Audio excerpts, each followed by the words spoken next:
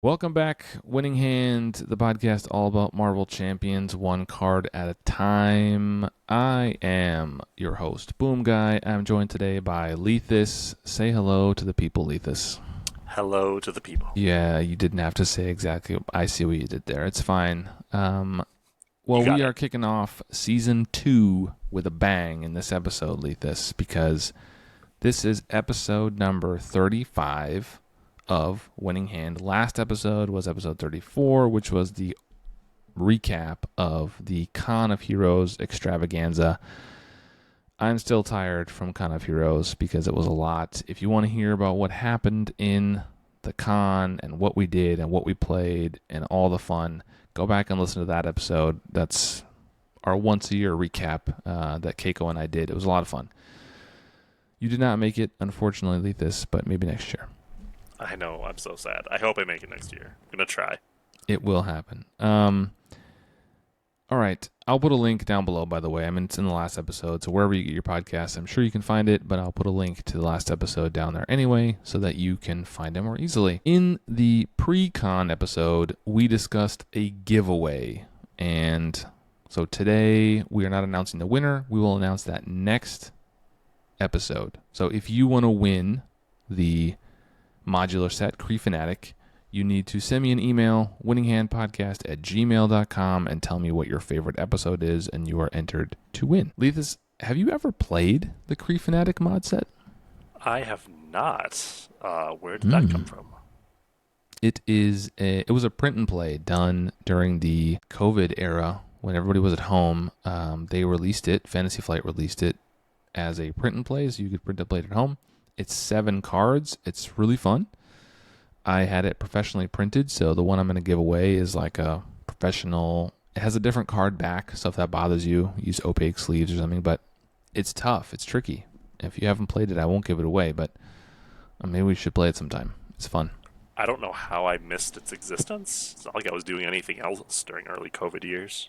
Did you really not? Well, I will put a link in the show notes to the article on Fantasy Flight Games where they announced it and released it. If you just Google Kree Fanatic print and play, I'm sure it comes up. But yeah, it's not one I put in a lot, but it's fun. Yeah, it's one of those where he has like a per player hit points. He's like, wasn't this the dragon from Mojo? Is that the one that comes in with? There's all a those few, hit but points? Dragon's one of them. Yeah. Okay, yeah, he's kind of like that. He's big and tough, but not as tough. Die in one hit. No, he doesn't die in one hit. And he's not as tough as he probably would be today. It was like first wave still, so. Next episode, we are talking about the Protection Ally Starhawk with a special guest, Jossaru from the Road to Nowhere podcast. That is the podcast that focuses on the Marvel Champions Solo Champions League. If you are into that, you probably already know about it, but he's going to be here to talk about Starhawk. That's going to be cool. Starhawk is... What do you think about Starhawk, Lethus? Yeah, I was going to say, I'm kind of jealous I'm missing this one. I like Starhawk a lot. Yeah, he's good. He's very, very good. Yeah, he kind of reminds me of SPDR, the basic ally, the way they kind of bounce around. There's some parallels there. Well, we'll get into more of it next episode, so if you're into that, circle back and tune in because that's going to be an awesome episode. So today we are talking about Sidekick, the new leadership card. I'm excited to get into that, and I know Lethus is as well.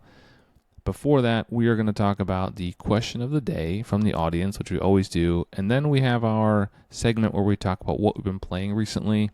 That's one of the changes for Season 2. So usually we do a what have you been playing recently, and that can be a hero or a villain or an archetype or whatever.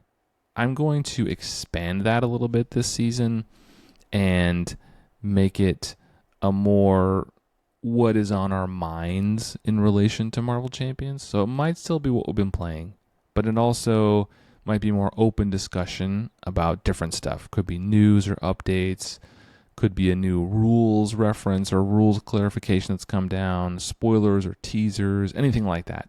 So it's a little more open, but to kind of give us a platform to talk about things that are on our mind with the game. What do you think about that? It sounds like a channel for me to do my rules lawyering thing. I love that. I'm not a rules lawyer, but I like people who are. I'm absolutely a rules lawyer, and I still sometimes get it wrong. I'm sorry in advance. I apologize. I'm here for it. Nothing like a rules lawyer who doesn't know the rules. Okay, Yeah. so let me read this email, and then I want to get your thoughts, Lethus. So the email is from Matt, and he says, "Great show, guys, and always enjoy hearing everyone's take. However, I feel you got Deadpool quite wrong, though admittedly my sample size is small. I've played and or seen Deadpool played somewhere between 15 and 20 times. He has died in 6 of those games, which is a higher ratio of death than I've seen with any hero except maybe Drax or Hulk. Sad trombone sound.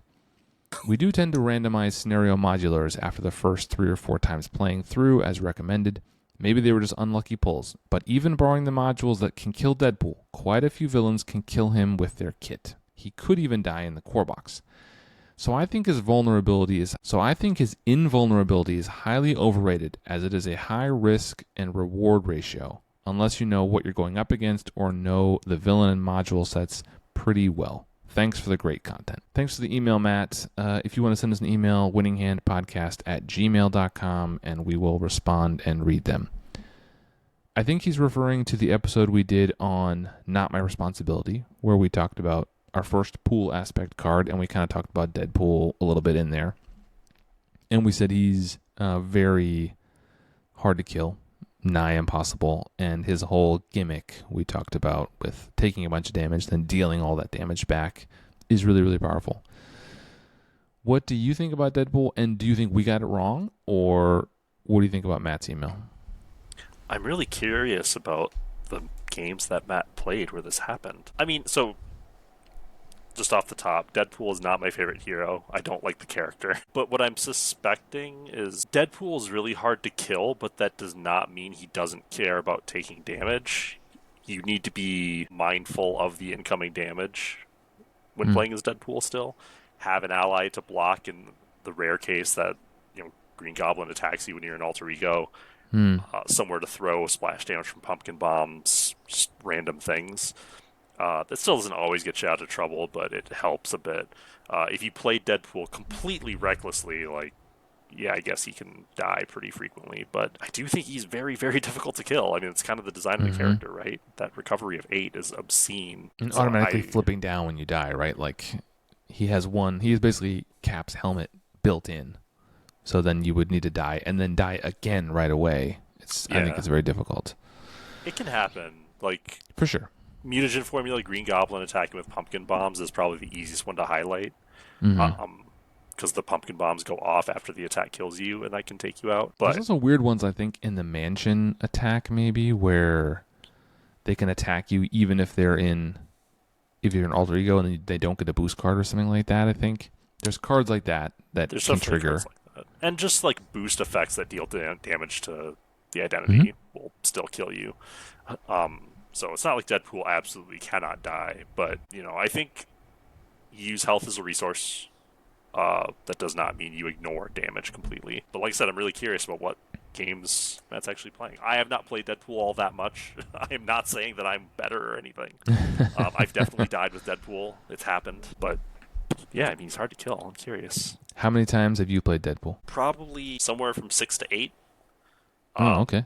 I played his pre-con probably 3 or 4 times before I took it apart. I edited the deck a little bit, and then I made a protection deck for him where the idea was I would use a bunch of defense events. The fatal flaw in those types of decks is where you go those turns where you just don't draw any, so you take a bunch of damage. But Deadpool is fine with that. He can take a bunch of damage on one turn and just flip down and heal up. I think that's the only custom deck I've really played for him, though. I've played Deadpool exactly 0 times. I don't think I will ever play Deadpool. I've seen him played a few times in person, and that's enough for me.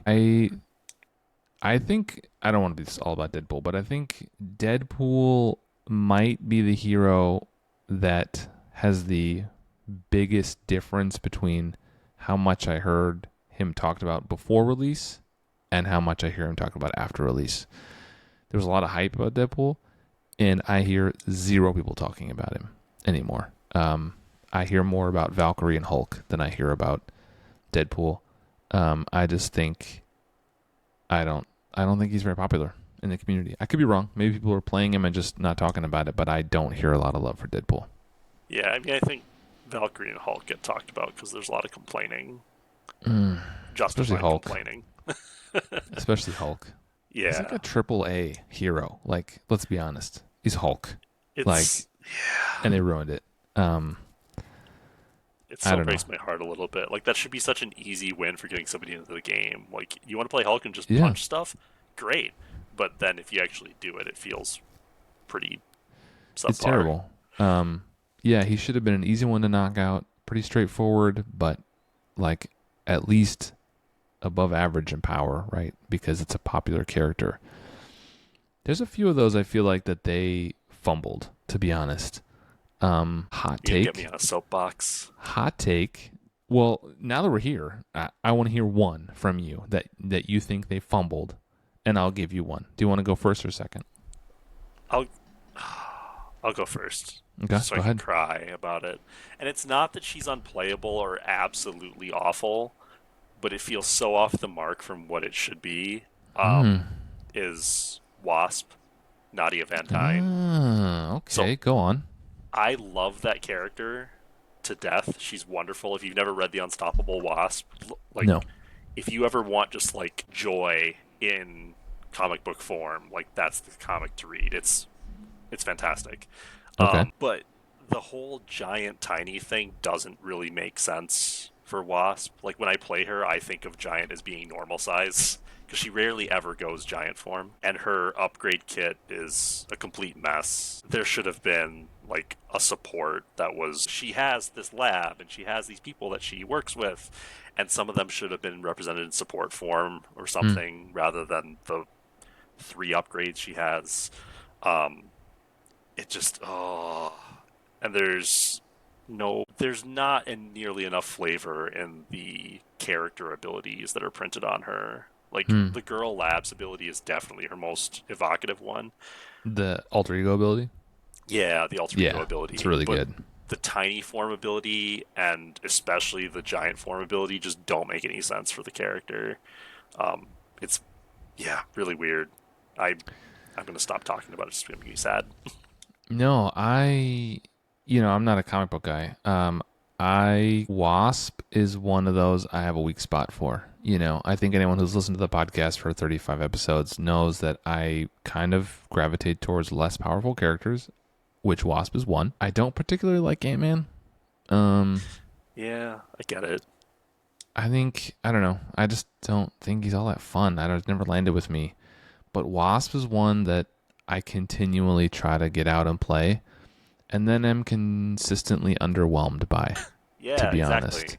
I'm like, oh yeah, I should play Wasp again. Like, I never feel that way about Ant-Man. I'm never like, oh, I should pull Ant-Man. I'm like, oh, Ant-Man, no desire. But Wasp, I'm like, oh yeah, I'll get Wasp out again, and I build a deck, and then either halfway through deck building, I'm just like, either I've already played this deck, because it's the same one I come up with for Wasp, and I can't think of anything too much better, or I play it, and it's like, fine, but I could just do it with someone else. I don't know. Yeah, she's kind of difficult to build for in some ways. Like it's not that there's not decks that work for her. There are, There are. but there's a lot of times you look at her kit and think, like her basic stats seem like they could be really good. I should build around that, and then that doesn't work. She just doesn't have turn over turn value the way a lot of other heroes do. Not everyone, of course. It's heroes are definitely not all the same. But yeah, her kit feels so incoherent and just breaks my heart a little bit. Like I still love her. I love the character. I've been playing her a lot lately to try and make it work, but What's your favorite aspect for her? Justice. I mean, I am a Justice guy in general, Yeah, I but know. also I think having Justice to help her flip down to take advantage of the alter ego ability helps her quite a bit. Yeah, you won't be surprised to hear that protection is what I gravitate towards with her, which I actually think is quite good. I do think she has some pretty viable builds in all aspects, honestly. I also have done like an overkill build with her a number of different times. And I think that's fun, where you can overkill and then split the damage up different ways. Yeah, that makes Um, sense. it's fun. It's not super powerful, but it's fun. It's unique to her. I like finding what heroes do that's unique to them, and then trying to build around those things. And the ones that don't have a great unique ability end up being not that great. What does Wasp do that's unique in protection? Well, one of the things I like is that she can recur stuff. So things like multiple man can be dropped in over and over again. So that's kind of cool. Yeah, I think that's kind of the big one that I do with her. She also has, I brought a deck to Con of Heroes that's all about healing. So cards like Second Wind, which can be recycled through her mental ability, but is also an action. So it can be done in alter ego form. So you can stay in alter ego and heal a lot of people. You can also recur things like the Night Nurse, which is also a mental. So like you can recur a lot of those support cards. That's like a fun build. It's really only viable in a large group because obviously you're not doing much else. But cards like Meditation and Second Wind and Nick Fury and War Machine, like all those things can come out, and it's a viable like alter ego only build, and it's kind of fun. Alter ego builds are like cool to do a few times. They just aren't very fun because it's not called Marvel Alter Egos, right? It's Marvel Champions, and I'm not trying to be some lady in a lab. Like I could just do that at work. I'm trying to be a superhero, Okay, I'll give you Protection mine. deck, its alter ego is kick. What? It's good though. It's a fun deck actually. All right, what's yours? The one I think that they fumbled that was an easy win is Wolverine. I think Really? maybe it's a hot take. I just don't think Wolverine is that good, and I think X-23 is what everybody wanted Wolverine to be. That's interesting. Like I don't love Wolverine. I don't think he's weak. He's I really don't strong. think he's weak. He's not. I don't think he's as strong as X-23 or as fun as X-23. He's definitely not as fun as X-23, And but also I love X-23. So and that's fine. People love X-23, but when we're talking about the pantheon of superheroes, right? There's like 4 Marvel superheroes that literally everybody knows. Okay, maybe more than that because of the movies. But like Spider-Man, right? Everyone knows Spider-Man. yeah, Wolverine's one of them. Everyone knows Wolverine. yeah. Everyone He's knows like Hulk. the iconic X-Man. Yeah. And who's it? Captain America? That's not a good one. Like those 4. That's like Cap, Spider-Man, Wolverine, and Hulk. Like you got to get those right. I think Cap's great. Yep. He's a little simple because he's a first wave. So he would be a little more interesting, I think, today. But he's still good. Spider-Man holds up. Peter Parker, not as well as Cap, but he holds up. Hulk has been garbage since day one. Not holding back at all. No, he's garbage, and everyone knows it, and I'm sorry. But the only reason people are still talking about him is because he's Hulk. Because if he wasn't Hulk and he was bad, then he would just be what? Valkyrie or Spectrum? And Ooh, and Spectrum isn't even bad. I was gonna say. Let's clarify. Spectrum is not bad, but Spectrum is not super interesting either, and no one knows who the character is, so she just kind of stays in the box. I'm gonna tell you how many times I saw Spectrum at the Con of Heroes this weekend. Okay, that's how many. All right, so Wolverine. I think if Wolverine should have been what X-23 is, because everyone loves Wolverine. And X-23, I know you have a soft spot. It's just a character I don't think a lot of people know. Yeah, and it's criminal. I think it's cool to take risks with heroes like that, right? Like Drax or Nebula or, I don't know, X-23, right? They're just heroes no one really knows, and so like you try something, and if it doesn't work, no one cares because it's X-23. But if you do that with Hulk and Wolverine, it's like Wolverine should have been just like S tier, right? Should have come out, super fun, everyone loves him because he's Wolverine. I don't know. That's why I think they fumbled. I don't think he's S tier, but he's up there. A lot of people are really, really happy with Wolverine. He's really strong. I don't think he's all that much fun. I don't think he's very fun at all. But he is real That's just me. strong. Listeners, drop a comment or send me an email. Am I crazy? Is Wolverine really popular? Is Wolverine really good? Maybe it's just me. Maybe it's me. Maybe I just don't get it. That's fine. Overturn Boom Guy's verdict. Yeah, that's fine. And then you can do that. All right, so we had a slight detour there. Let's get back on track. I hope we answered your question, Matt, about Deadpool. That feels like a year ago now. We got into a whole thing with Hulk. Anyway, let's go to the next section where we talk about what is on our minds recently. And I want to go first because I feel very strongly about this. I'm I'm heated. I'm very upset. Okay. Do you want to know what I'm very upset about? Yes, you do. I do. I do. Tell me. Have you played the Age of Apocalypse, the newest expansion? I mean, I've played the heroes a bunch. For the scenarios, I've played through in the campaign context scenarios 1 through 3. I have not Okay. played scenarios 4 or 5 yet. Okay. I will not spoil anything. And this is a family show, so I will watch my language. But the side missions in the campaign are an absolute travesty. They are a joke. Wow. I played Unis, the unfortunately named Unis. I played him, and those side missions were a real pain in the Unis, let me tell you, because they're just not okay. That's fine. It's relatable. Pain in the Unis. I'm using that one. So they're just not good. Like they feel tacked on. They feel pointless. They feel like uninteresting. I'm not engaging with the game in a meaningful way. I'm sacrificing an ally, which is part of my deck, and then I'm just like discarding cards. They're not fun. They just feel like extra upkeep. It's just like I'm doing like a little puzzle, like a little Sudoku on the side while I also play Marvel Champions. I did not have high hopes. I had low expectations. And to be fair, they did not even clear those. Wow. Yeah. Go ahead. Stand there with a straight face and defend side missions to me. Go ahead. I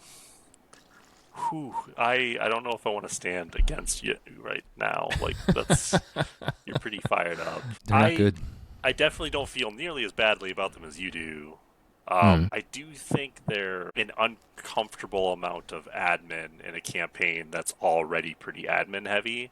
Mm-hmm. The second scenario had so much admin, and like there were some rule questions, and like second guessing myself about how things worked, and there was a lot. And the missions are just another layer on top of that. Like, what are they providing, right? Like, what are they adding to the game? So, I guess even just the idea of them. Thematically, I like the representation that the X-Men are doing things and they're like together even when they're not together, if you know what I mean. Yep. Like it's pretty common that the X-Men will jet off to like separate locations to deal with separate problems, and I like that that's being represented here. But mechanically it's pretty clunky. It feels like this kind of side game that you're playing that's taking resources away from the main game you're playing. It's very strange. Yeah, I mean, I don't love them, but I do appreciate that as an X-Men themed mechanic. I think it works in that regard. Okay, so there are some positives, and I think you hit on them. So the first one is thematic. I do like the thematic idea that there are other things going on in the world than just this villain that we're fighting, right? We're out here punching up Unis or the Horsemen, and there are other things that are distracting us. It almost feels like an extension of a side scheme, right? Where that's what they were supposed to be. A side scheme popped up as a crisis icon, which means it requires your attention right away, and it's taking away from your fighting the villain, right? So I appreciate that, and I can appreciate that they tried to expand that into like a little mini game. That's one positive. The second positive is they are a campaign-only thing, and if I don't play campaigns, I can ignore them. So those are the two best things I can say about side missions. One of the best things you can say about them is you don't have to play them. Yeah, and that might be number one, actually, now that I think I might reorder those. I don't play campaigns really anyway, to be honest. Like, I usually play the campaign through once with the campaign rules, and I read the comic, and that's cute, and I do all the little admin stuff. And then I just play them as individual scenarios the rest of the time. And usually when I say I'm playing a campaign, it usually means I'm avoiding all the campaign stuff and I'm just playing the 5 scenarios in order. That's the truth. Yeah. And, I've played a lot with Lazy Titan and others. And so sometimes we'll just like create our own campaigns where we pick 5 scenarios that kind of feel thematic, whether they're for whatever reason, or we just feel like playing them. We do it that way. I feel like the campaigns have gotten increasingly upkeep heavy. I feel like as time has gone on, it went from being like a little comic book page that you read once in a while to like more and more involved. And, you know, luckily, this perspective here, like if I don't like the campaigns, I just don't have to play them. It's a part of the game I don't need to interact with. I'm not missing out, and no one is hurt from them existing. So if people like Hmm. them, that's awesome. I see people on Discord saying the campaigns are great. I play them all the time. That's cool. More power to you. Then I'm glad they exist for your enjoyment. But I don't enjoy them, so I just don't play them. Yeah, that's fair. I mean, I usually play through the campaigns once, and then I don't tend to play them again. I like Champions as being kind of a one-shot game. Tend Mm-hmm. to prefer one-shots for board games. I feel you there. I get it. And also to your point, there's been a lot of bloat in terms of admin upkeep for running these things. Like as cool as Hella is really cool. I don't play against her because I don't want to deal with all the setup and like deck maintenance and And that's even if you're not playing the campaign, right? Some of them have yeah, taken these elements and you have to play with them, right? I yeah, think that's the biggest complaint people have with Loki, right? You can only play him with the Infinity Gauntlet. When that should have been, in my opinion, a campaign edition. If you're playing the story, then in the story, Loki now has the gauntlet. But if you just want to yeah, play Loki normally, he doesn't have the Infinity Gauntlet. Like, I don't know, and I think yeah. Hela's kind of the same thing with Odin and Flip. Like, this is a lot of stuff you're managing that doesn't enhance the game, in my opinion, the experience. It's a lot. There's definitely been some very, like I said, just complicated to set up Yeah. scenarios that have come out in the last few boxes, which some of them are really cool. Like I love thematically. Light at the end, the Hmm. like Sinister Agreed. Six fight in Sinister Motives, but it's also kind of a pain to just sort of set up and navigate through. Even if I do think it's really freaking cool. I think it's thematically cool. Man, I'm just full of hot takes tonight. I'm just gonna unload. I think that one suffers because the there's too much thwarting, and like if you bring a deck with a lot of damage, there's only so much damage to be done. Like you can't actually kill them, and they don't have a lot of hit points. So if you blast two villains, right, and there's none left, then you just kind of pass your turn because there's nothing left to do for the Yeah, aggression player, and you just like, okay, like I'll just pass. You know, you can't have these huge explosive damage turns you can have in other ones, which is a cool thing to kind of invert, but it also just means it can drag sometimes, I think. Um, yeah, I get it. Well, the I think solution the to that idea of that one is really cool. is to just never play aggression, because why? I don't know. I'm not a big aggression guy, but all right, that's I'm enough of prodding. what I'm thinking about. What are you thinking? What's on your mind, Lethus? Tell me. I've been thinking about basic cards a lot, and like basic as an aspect. The thing that got me to really focus on this was playing Magic, where basic spell is a two cost basic Mm-hmm. event. So I was like, well, let's just roll with that and just lean really hard into basic and see what that does for her. She plays a lot of events, so basic has a lot of resource generators. And so I made a justice deck that I think has 5 justice cards, 4 of which are allies. The fifth one is just the spell, because of course it's available to her. Why wouldn't you take it? Mm-hmm. Um, and that feels right. And it feels really wrong to me to have like 35 cards just follow the hero around from aspect to aspect, where it's just like I can just swap out some allies and the spell for whatever the aspect spell is and roll with it. Like I feel like basics kind of gotten a little out of hand. There's just too many good things. Mm-hmm. Like Yeah, I agree. I think the power in all of us was probably a mistake to print, honestly. Ooh, okay. You are feeling a little spicy tonight. All right. Yeah, like it's just I feel like leaning hard into basics should never be a thing. Yeah. And it feels very not just viable but good for certain heroes to do. Oh, for a lot of Wasp them. actually similarly because all the Yeah. resource generators are basic. Well, not all, but many of them. Just play the power in all of us. All the resource generators just play hero events, and you're pretty well off. But yeah, I feel like they put a little too much emphasis on basic to the point where it almost overrules aspects sometimes. And this is also very hero dependent, trait dependent. Um, Hmm. but yeah, just it feels kind of wrong to me. I think basic is, I mean, it's not technically an aspect, but it's like a viable build, I think. I'll just go ahead and say most heroes can build like a pure gray deck that's pretty darn good. Because, like you said, a lot of resource generators, a lot of good allies too. Yeah, I mean, you said you put 5 justice cards in. I would say you could probably put in 0, bro. you probably could. Like honestly, it would just be just as good. You can just put 5 generically good gray allies in there. Off the top of your head, Yeah. just like Ironheart, Mockingbird, Nick Fury. There's 3 of them right there. Yep. Um, Yeah. Professor X now. Professor X has become like the new Nick Fury. Like he just goes in all the decks. He's really, really good. Yeah. Yeah, I think. Yeah, I don't know how to fix it though. Like, I mean, I'm not a game designer, but I do feel like Basic has gotten a little crazy, When and you're powering all of his cards through the shredder. I don't even use Power and All of Us all that often, to be honest. I mean, if you're focusing on basic, I guess if why you're focusing not? on Basic, yeah.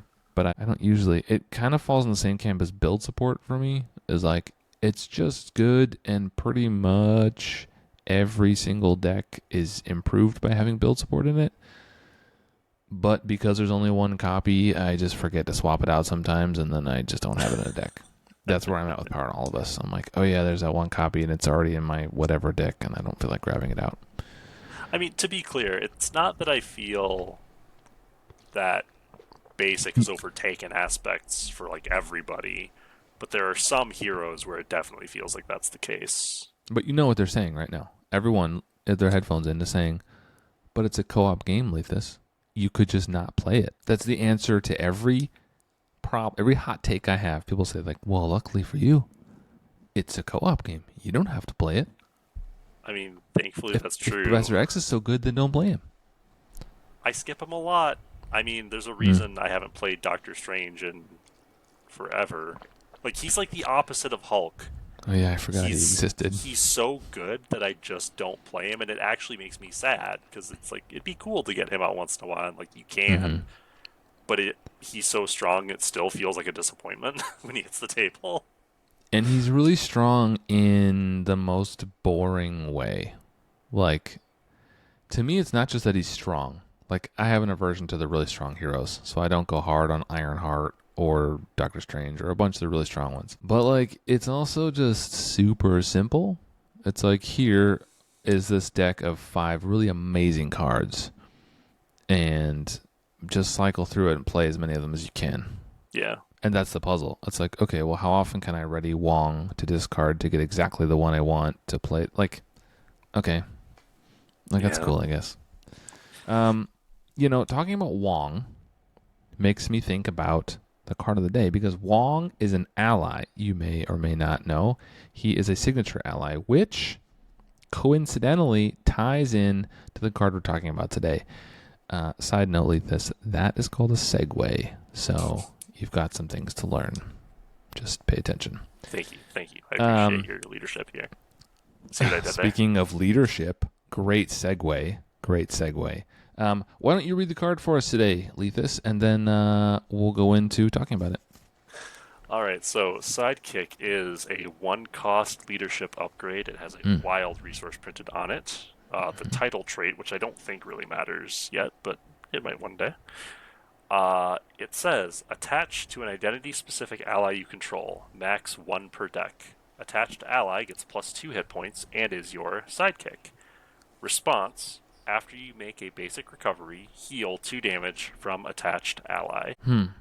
Okay. Well, I will say right off the bat, art. This is comic book art, so we should give credit where credit is due.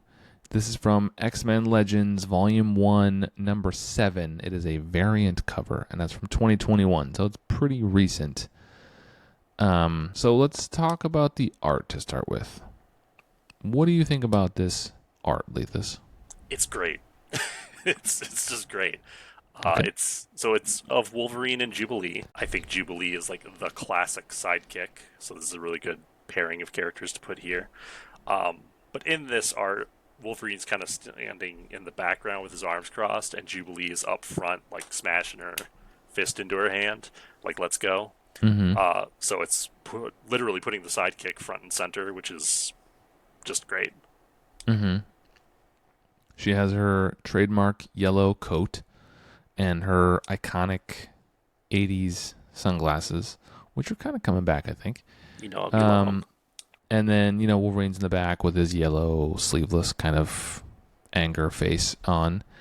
And yeah, I think this is solid. I don't think it's great. I think it gets the job done. It's colorful, as I think it should be. Lots of pinks and purples and kind of bright neons.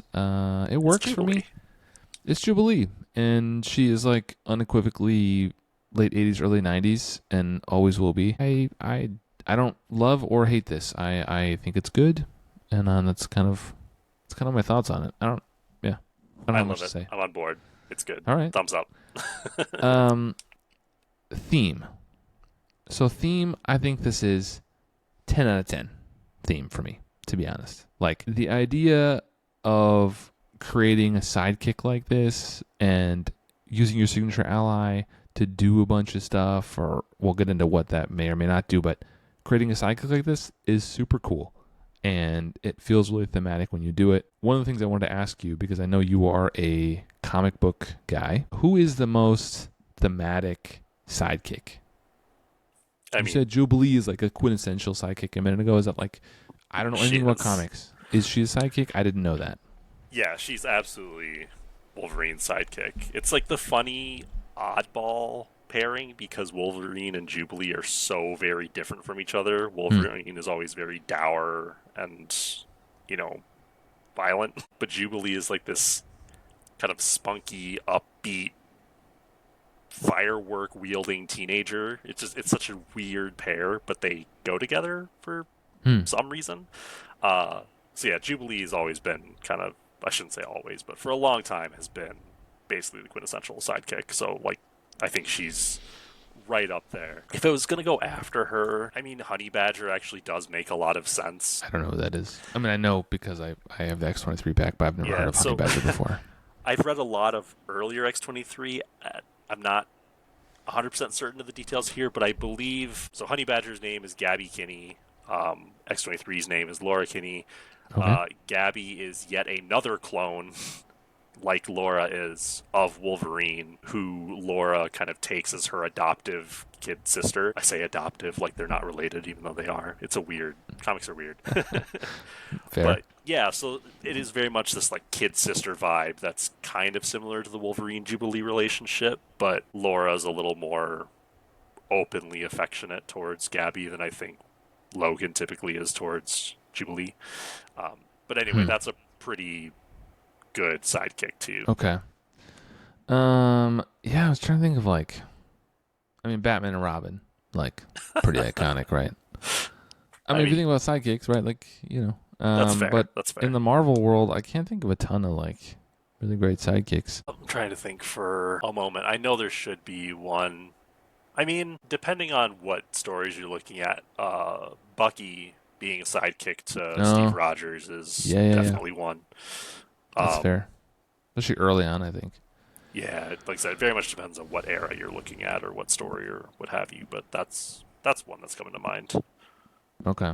All right. Well, let's go to the power of this card, and here's where I have a lot of things to say, Lethus. I'm excited about this card in I this got things episode. to say. Before we talk about the power, let me just break down a few things that I started thinking about. Okay. So let's zoom out. In the game, there are 51 heroes so far. Okay. So I'm thinking about this card. I'm thinking about what you're going to use this card for. I started thinking about how many allies can use this for, because this is only for signature allies. Okay. There are 51 heroes. So that means there must be 51 signature allies, correct? No. Surprise! The first time you're wrong. There are only 45 signature allies. How does 45 go into 51, Boom Guy? Let me tell you, slow down. So there are a number of heroes. There are 8, in fact, that have 0 allies. Now, I know what you're going to say. Hang on. 51 minus 8 is not 45, Boom Guy. Again, slow down. Hold your horses. We will get there. Okay, the 8 that do not have a signature ally. Hulk, Groot, Rocket, Venom, Miles, Gwen, Storm, and Cable. Okay.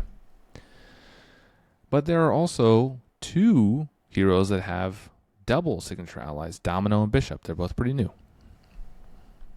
Okay. So that's how we got to 45 out of 51. Now let's break down.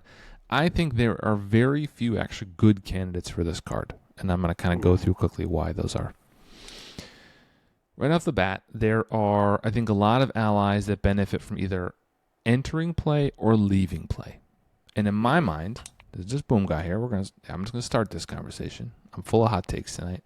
I think that kind of disqualifies you as a good target because this card keeps you in play, right? So if you have someone that wants to enter play consistently, that's not going to be great because you're going to lose that effect. So there are 19 signature allies, and I'm going to list them all. 19 there are 19 signature that I think, allies with enter play effects. Yes, there are 19 that have enter play effects, which I think makes them bad candidates. So I will just read them quickly. Buckle up. So I'm just going to name the ally, not the hero that came with. So Spider-Woman, Shuri, Agent 13, Lady Sif, Wasp, Nova Prime, I guess I should say, Nebula, Blue Marvel, Gamora, Iron Man, Captain America, Lockheed, Phoenix, Cyclops, Jubilee, Rogue, Gambit, Angel, and Colossus. All of those have enter play effects. I'm not going to go through what all those effects are. I think we're going to take those off. Those are bad candidates. There are 2 that have leave play effects. One is your friend, Red Dagger, will die on the hill, is bad, and Mockingbird, who came with Hawkeye. Those both have leave play effects. You obviously don't want to keep them around as your sidekick. Okay, so now we're at 21.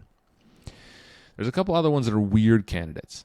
So Black Cat is one. She has an interplay effect that can be good, can be bad, but takes no consequential damage from attacking, so the extra hit points generally don't do as much. Pip the Troll, you want to have him in your hand rather than in play, so again, not a great candidate. Annabelle Riggs is weird, and the less said about Valkyrie, the better. But that's an alter ego action. It's weird. I don't know. Sorry, Annabelle.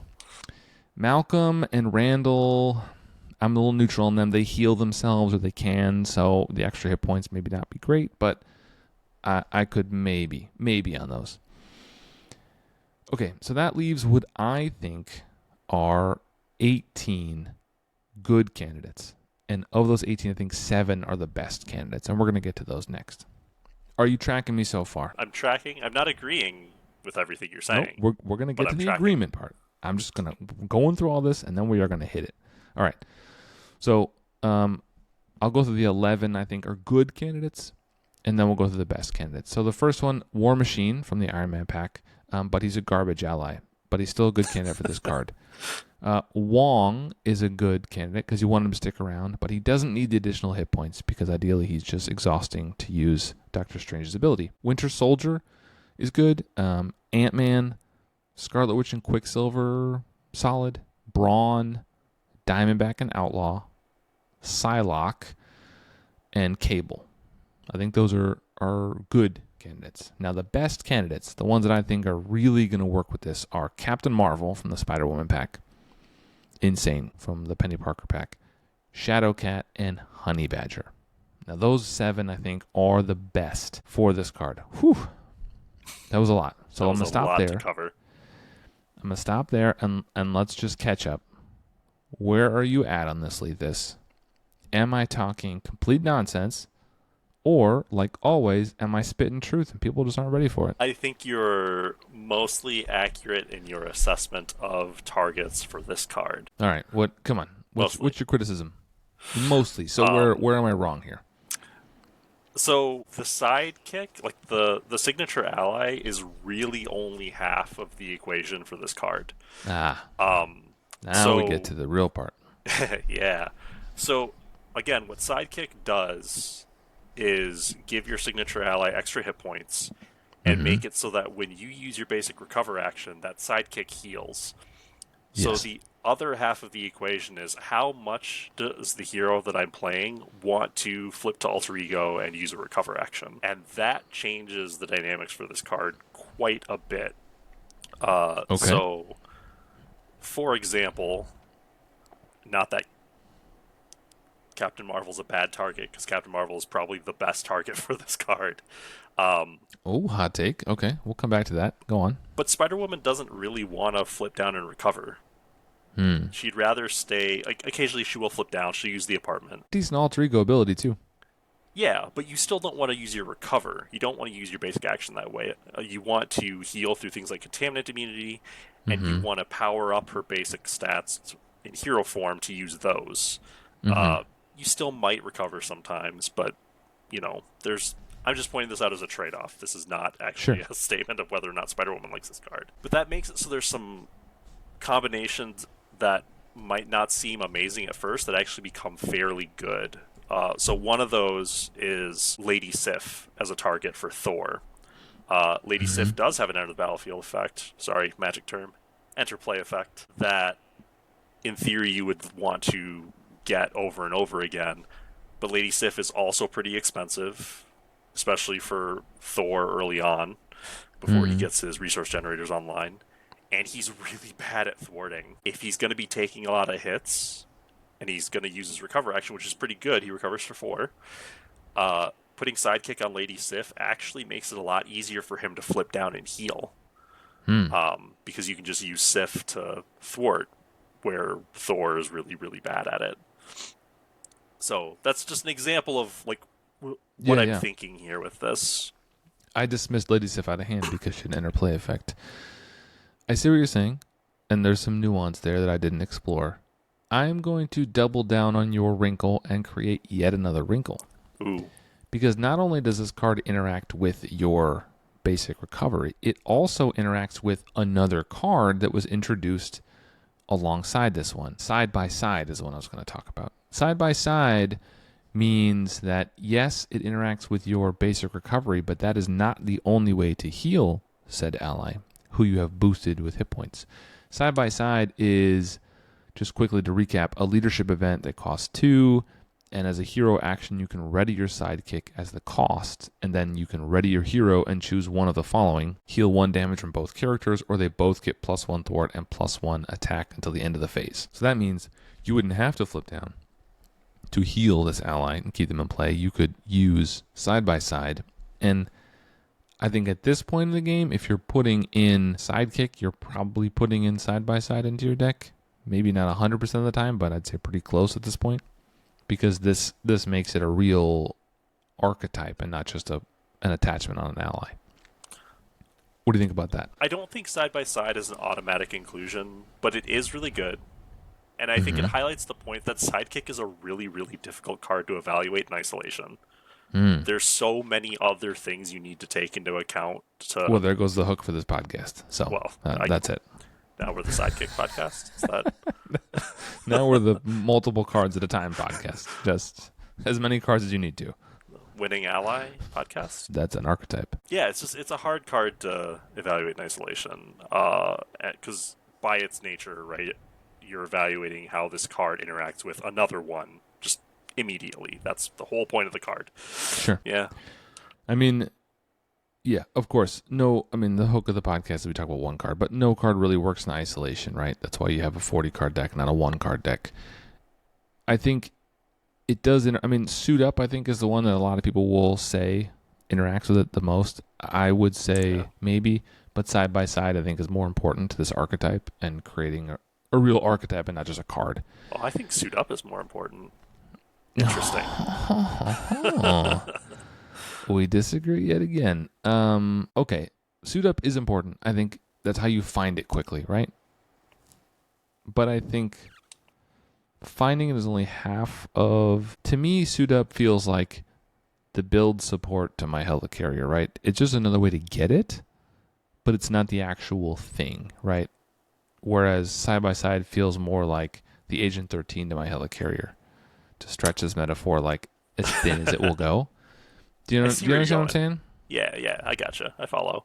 Like, yeah, build support makes it easier to find that, but it doesn't elevate that card in the same way that Agent 13 elevates it.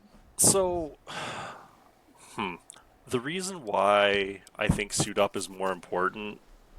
How do I take a step back and even frame this argument up? All right, so if you're going to play an ally-focused deck, there are two broad categories you can go into, right? There's ally spam, where you're just throwing allies out constantly. Mm-hmm. And there's, to borrow another term from Magic, Voltron, where you're trying to get an ally out and attach upgrades to them to make them stronger. The sticking point with Voltron and Marvel Champions has always been that if you don't have an ally to put those attachments onto, they're dead cards. Mm-hmm. And so in practice, usually, not all the time, but usually, if you're playing a Voltron style deck, you still end up putting a whole bunch of allies in because you need targets to play those cards too, even if they're sometimes a little subpar for what you're trying to go for. Like, if you're building around Ronin and Iron Man, you're probably not going to have a whole deck centered around them unless you're using Call for Aid. That's entirely a possibility. Now we're like 3 cards into this, but yes, call for aid is crucial. But yeah, go on. Yeah, it's like Or I said, make it's the call. tough.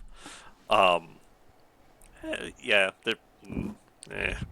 make the calls different, but that's fine. But Suit Up is the key to letting you have a Voltron style deck that does not require you to be running like 6, 7, 8 allies just to make sure you hit your target. It mitigates the risk of drawing allies you didn't actually want for your upgrades and getting upgrades without allies to play them too. You can do both. Like, you can get the ally and the upgrade at the same time with this card, which makes that whole Voltron style way more reliable than it was before this point. Which is, yeah, that's my argument for Suit Up being more important to the archetype. Although I do agree with you, like, side by side is like leveraging the power of setting it up. Still a very good card, but No, both are good. I won't disagree how good Suit Up is. I think they both really work in concert, right? It's just a matter of what step in the process we're talking about. yeah, I think we don't. Let's not get too hung up on which other card we should look at the lens through this card with, or whatever. Let's get back to Sidekick. yeah, Sidekick. So my point in going through all those allies was to say that initially, when I looked at Sidekick, when it was teased, I thought, this is awesome. It's a super fun new thing to do. It also, Advanced Suit is another card that was released with it that I thought was another cool thing that adds, more depth to this card. And I hope more comes out to interact with Sidekick. I think it's a cool idea, and I hope they continue to build on it. But the more I thought about it, the more I thought there are actually very few allies that you would really want to use this with. And maybe my list isn't your list. I came up with 7 I thought were the best. Again, Captain Marvel, Mantis, Vivian, Miss Marvel, Venom, Shadowcat, and Honey Badger. And I think you could even poke holes in some of those. As much as I love Vision, I don't think Vivian is necessarily a great target for this because she's so easy to recur that you don't need Sidekick. And the extra hit points are nice, but not always necessary. With things like Reboot. Again, you could poke holes in these ones, but these are the ones I came up with. And that was a way to frame the discussion of the power of this card, which is that on first reveal, I thought this looks awesome. And then the more I thought about it and used it, the less powerful it really became in my eyes. So I think I came around to the power of the card being kind of medium. Like, it has potential, but I think it's very limiting. The fact that it has to be an identity-specific ally is really limiting. Mm-hmm. There are some bad signature allies, and there are some that are good that just don't, really make use of what it gives you.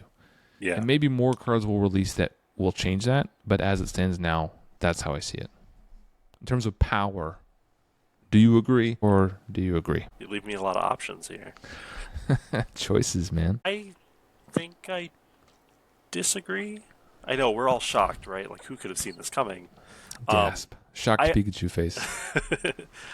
I mean, I agree that it's limited. It's not an auto-include card just because you're in leadership by any stretch of the imagination. No. But it is still, I think, a monstrously powerful card for a good number of heroes for whom I don't think it's optimal or just like, as good as it could possibly be.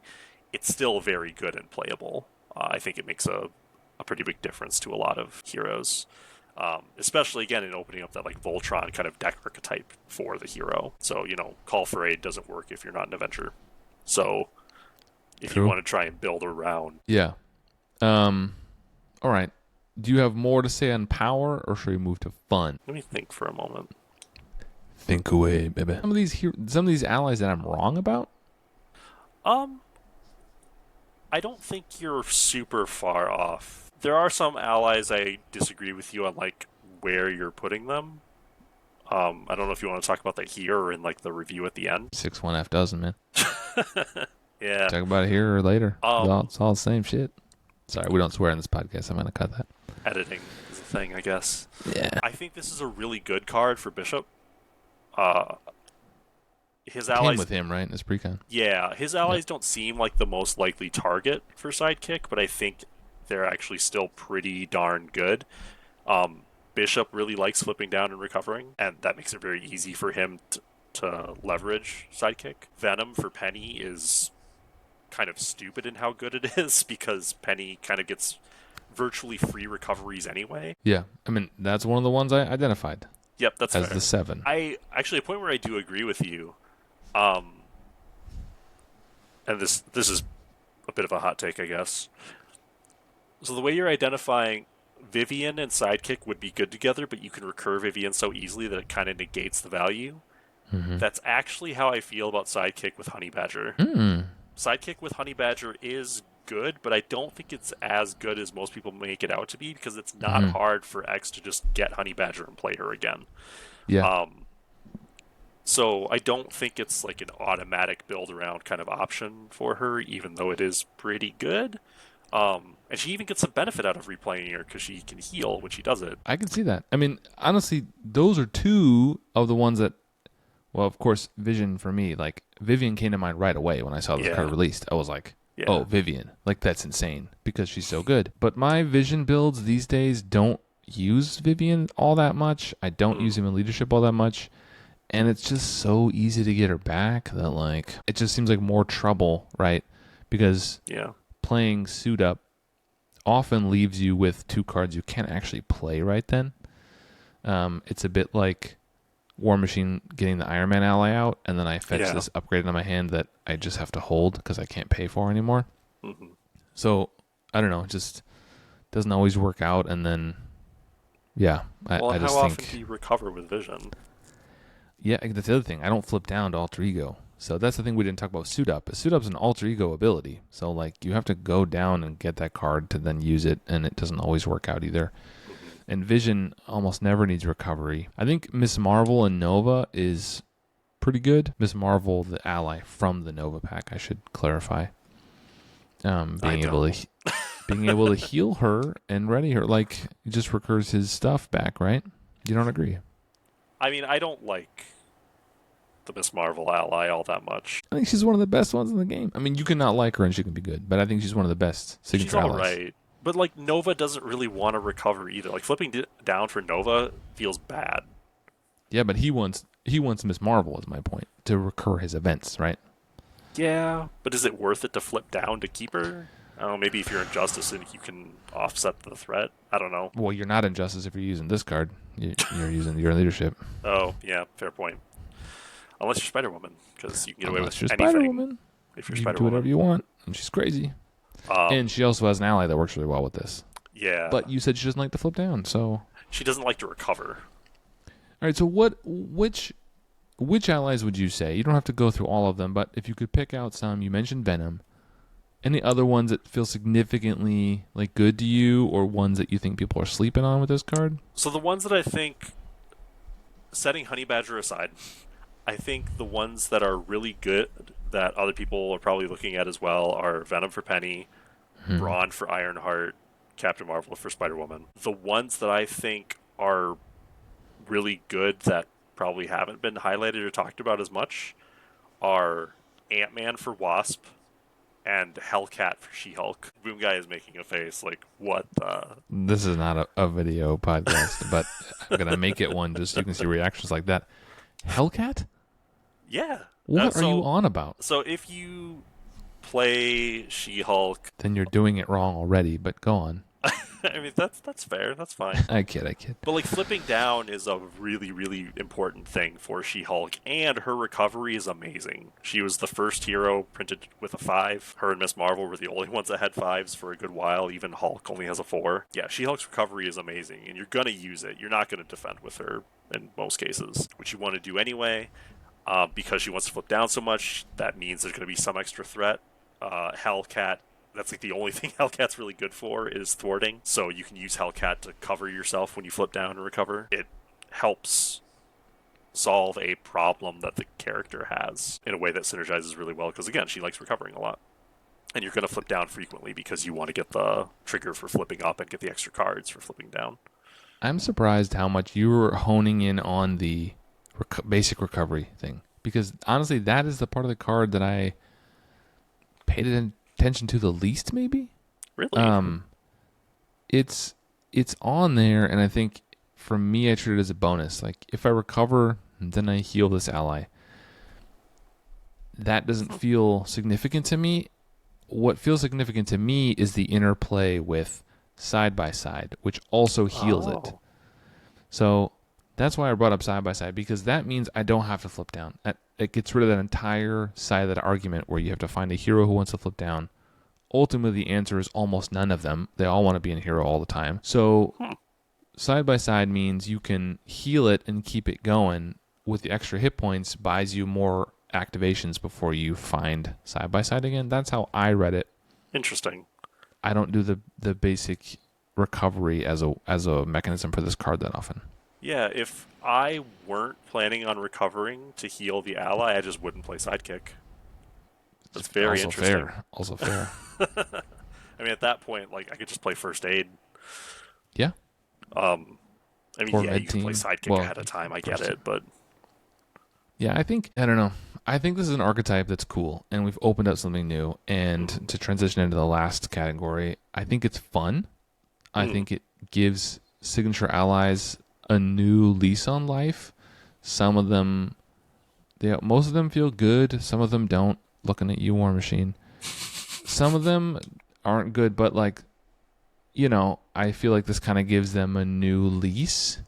It's something that's exclusive to them, not just generically all allies. I think upgrades on allies is kind of undercooked in this game to some degree. Like there are upgrades. I don't think that's always, like you mentioned, a super great strategy. It's difficult to pull off.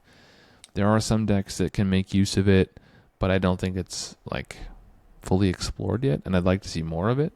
well, and so for this specifically, like the build around allies for doing that, anybody can use them. Like anybody can play Yondu, anybody can play Right. Ronin, and so Right. it feels like a Ronin deck or a Yondu deck or an Iron Man, the leadership ally Iron Man deck, rather than the hero.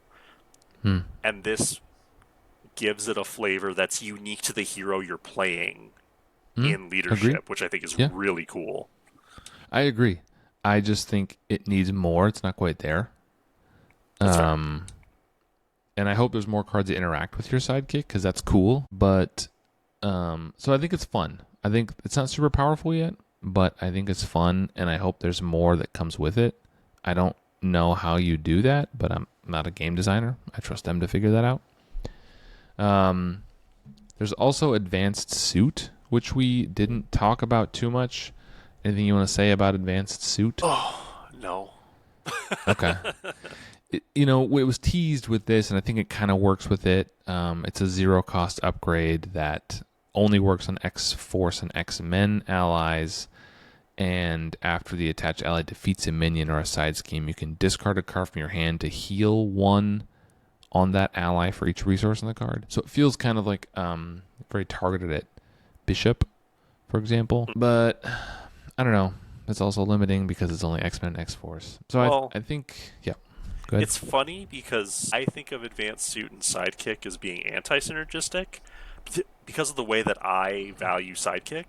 but you talking about it the way you value it actually makes sense for this. Like comboing it with side by side makes a lot of sense. Advanced suit, you mean? Yeah, where you Hmm. can just actually have your ally lay into whatever's in front of you. Yeah, and I think that's cool. So I hope more comes of that. I think it's fun. It's like a different way to do something, and I like unique ways of playing and building decks. So then let's transition to our final score on this card. Do you want to go first or second? I'll give you choice. I'm gonna be greedy and take the second slot. People have All to right, I listen will to go me at the first. end. My final score for this is 5 out of 10. I think it has potential, and I think I like that it introduces a new archetype. The other cards that come with it make it feel like an archetype, and I hope more comes. Suit up and advanced suit and side by side that we talked about. Make it feel like coherent and like a real strategy you could build around your deck with. But the art I felt is kind of mid. The power is kind of mid because it's hard to pull off and make it feel super strong. Advanced suit is limited to certain allies, so then you're further limiting it if you try to use them together, right? It has to be a signature ally and an X-Men X-Force. Very small pool. And there's not a ton of allies that it works with, or I think it works well with, right? I think I identified 7 out of 40 something, 45. So overall, I think it's right in the middle for me. I don't play a lot of leadership, and that's kind of where I end up on it. 5 out of 10. What do you think, Lethus? I would give Sidekick a 9 out of 10. What? I know. So, Explain yourself.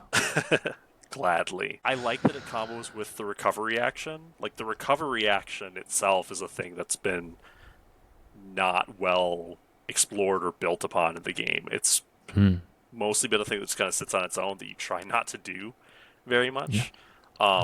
And this, it might be the first card that's really comboed with it in some meaningful way, which I think is really exciting. It creates some new lines of play for existing heroes. So Quicksilver or Scarlet Witch just keeping their signature ally out forever because they have that alter ego ability where they can get an extra card every turn if they have them. Good call. Yeah. That's really cool. And recover and heal them. So yeah.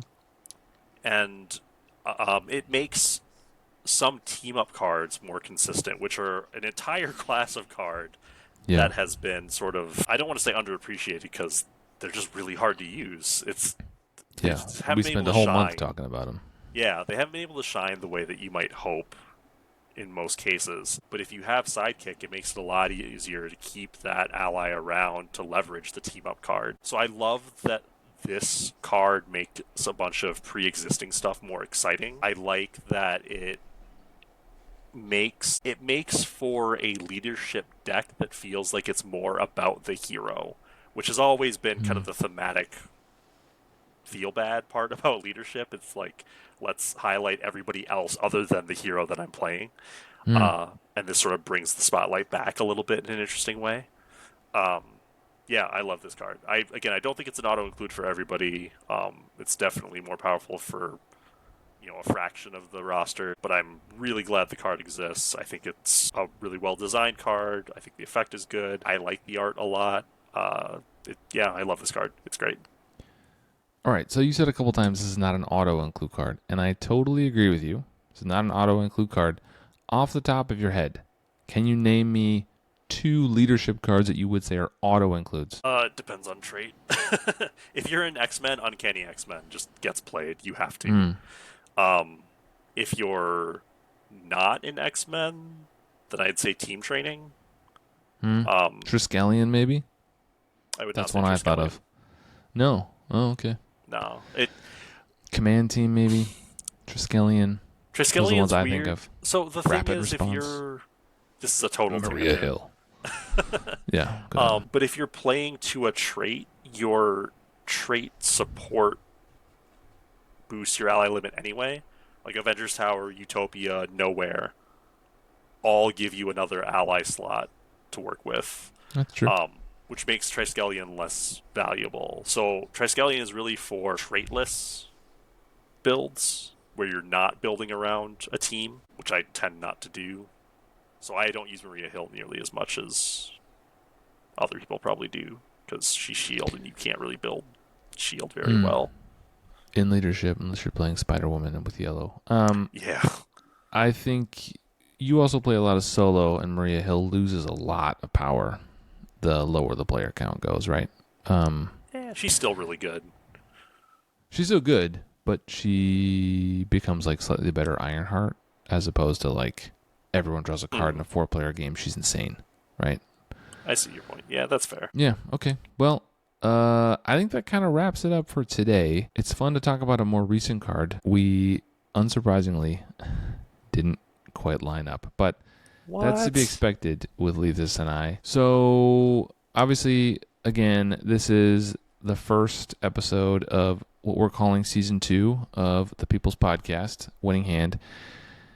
We are going to have some other changes coming up, which we'll talk about soon. Stay tuned for that. Remember, next episode, we are talking to Josaru, and we are talking all about Starhawk, and we will announce the winner of the giveaway that we announced last time. So if you want to win, send me an email, winninghandpodcast@gmail.com, or leave a comment on the Symbiote Suit episode and tell me your favorite episode from Season 1.